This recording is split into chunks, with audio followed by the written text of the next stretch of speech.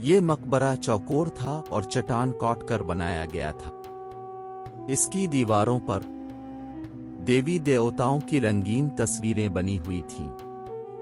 मकबरे के फर्श पर 2 मम्मियों के आज़ा, हड्डियां और 24 ताबूतों के टुकड़े बिखरे पड़े थे।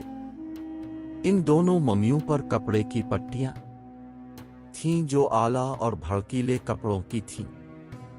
एक तरफ ढेर थीं, एक टूटी हुई मर्द की थी और दूसरी औरत की मर्द की मम्मी का सर धड़ से जुदा एक तरफ पड़ा था।